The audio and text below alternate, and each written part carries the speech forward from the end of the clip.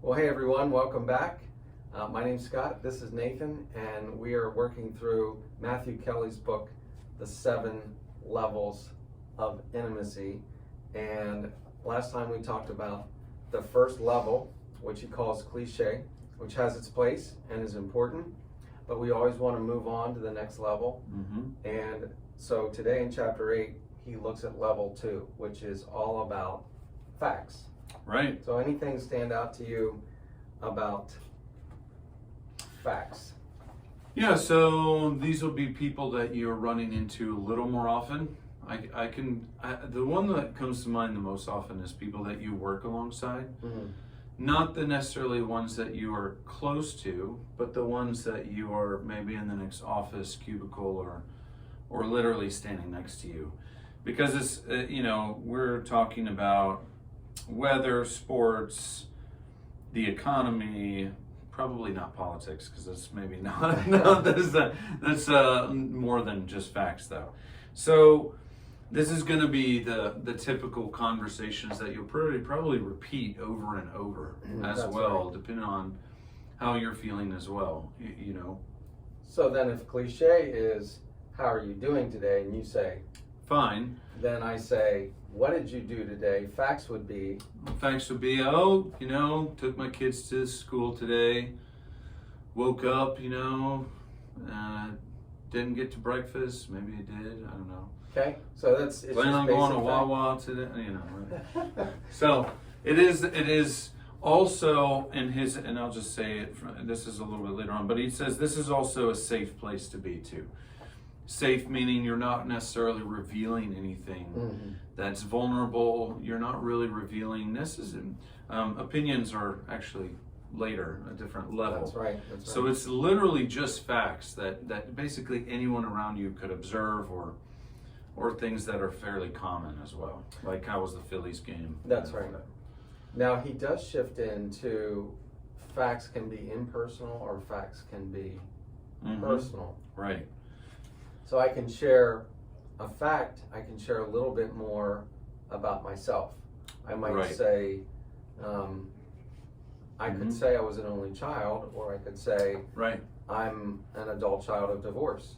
Now that's a personal, they're starting to shift towards personal facts. And that's definitely even one level deeper in terms of facts, It'll be common though. I think, there's a difference in talking about the Phillies game and talking about yourself. Like I'm not from Pennsylvania, that's starting to invite more questions, right? In any time that you might say, well, I'm an only child, I'm a child of divorce, you are inviting certain questions that are on a different path than saying, oh, how was the pitcher of Phillies doing, because you can both talk about it, whether you say, it was great, it was bad, or, and it's still a safe place to be. It doesn't, because in the end, it's not gonna affect your life one way or the other. Sorry, but it doesn't. So sounds like you have an opinion on that. That's right.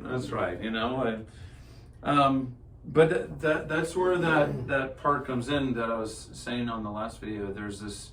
Now we're talking about level 2, which is facts, but he's now talking about ways of doing relationship better, which is maybe some impersonal facts switching to personal facts. Yeah. Because it will invite people to ask you more for the story behind it or a story, whether we realize it or not. Yeah. That's kind of what we're asking. And I like how he really begins to weave back in what he introduced in previous chapters, his premise, which are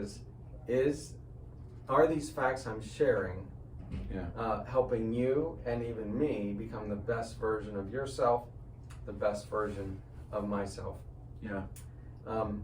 He gives the example, I thought we dove deep there for a moment. He says, imagine you're at a dinner party and somebody's talking about, they're gossiping about facts, about somebody who they think is having an affair.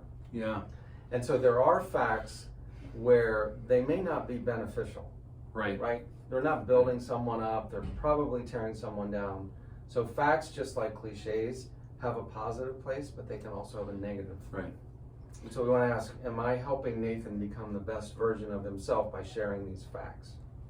And I think the premise of helping people find the or trying to be the greatest version of himself is basically looking at facts like, is this helping me be the greatest version of myself? Because sharing about gossip is typically you're trying to highlight some other negative fact that really distracts from maybe your own pain level, maybe your own circumstance, maybe because unfortunately there are people that do want to make themselves feel better by tearing others down, because they feel like, oh, I have a leg to stand on, or maybe saying maybe I don't have it as bad as they do. Yeah. Right. But still, that's still negative thinking that's coming into place. So yeah. So I do like this next section where he actually talks about the power of speech. Yes. Because he's going through facts, which there's a major element of communication that's happening. And the first one that he says, rather than gossip, why don't you catch someone doing something right? And that's actually a better fact, which is the Hilton slogan. Right. Catch someone doing something right. There you go. Yeah. And that is a much better foundation. I think that he's trying to basically say, there's enough people who are tearing others down. Let's actually look at facts from the standpoint of these are the good things to focus on. These are the right things, and they're actually praiseworthy. That's right. Because he does say, I'm trying to think. Oh, he says, we are more likely to speak out when things go wrong. Why? Because we expect things to go right, and we take them for granted when they do. So we want them to go right, so when they do go right, we tend to just move on, rather than saying, man, that went right. I'm so glad that, you helped me with this, So he shifts into using these facts to encourage others, as Nathan was saying, the power of speech. And then he also warns us against coming across as judgmental. Yes. So he has a saying he repeats every day. Today I shall judge nothing that occurs. And that is so hard. Yes. Yes. That is way in, but it is a good practice to be in, because let's face it, we judge circumstance, we judge person, we judge people we don't know, right? All across the country, on social media. I mean, judgment is just rampant, right? And I think judgment really leaves space for God to kind of work and teach us. In fact, he does say there's always room to learn. I'm trying to think of where he was saying that, maybe in the beginning, to try and improve what it was our natural curiosity and love of learning. Not to go back into that, but he does say, though, I highlighted this one with a star too. The path that leads to intimacy is blocked to those who are unwilling or unable to practice non-judgment. Unfortunately, and this is scriptural too, but when it says don't judge others because you'll be judged. Because you'll be judged, I think it definitely relates to how we treat others. For instance, if for those people that always are judging others, I fully believe that they are judging themselves too, and usually pretty harshly. And I think that when you're practicing non-judgment, it means that you're much more open to learn and receive. Let's face it, those people who can't stand maybe feedback or some constructive criticism is usually dealing with a high level of judgment against themselves. That's already. right. That's right. So that means that intimacy can be blocked because there's too much judgment in the way. Yeah. I think there's another conversation for another time. There is a place among Christ followers to say, you might say to me, hey Scott, I see this in your life. You might want to consider it. You might be hurting people by the way you're acting, what you're saying. And we might call that a judgment.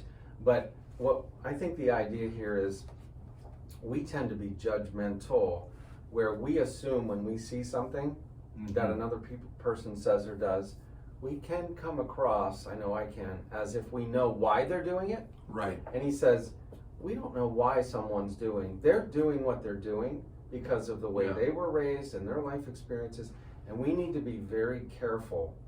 Now, I Right. like to say, I think we've said in previous videos, we never know 360 degrees of another person's circumstance. You don't know what We someone need to else's walk story very is. cautiously. Yeah. So we want to practice acceptance and listen, be encouraging, and use facts to move Yeah. in that direction. Right. And not use facts to move in a negative direction. So, Right. excellent chapter. Yes, it is. There's a few other things in there about the use of words, encouragement, but I do believe that you just summed it up. Using facts powerfully, either negatively or positively, is something to take note of when it comes to the second level. So, And next time, guess what level we'll do? all right. Number 3. Number 3. All right. Okay, so hopefully you'll see already some relationships that are either stuck or need to be in just the first 2 levels of cliche or facts. And we'll hopefully see you in person at Celebrate Recovery as well, Monday nights at 7 o'clock here at Christ Community Church. Love to have you. See you guys. See ya.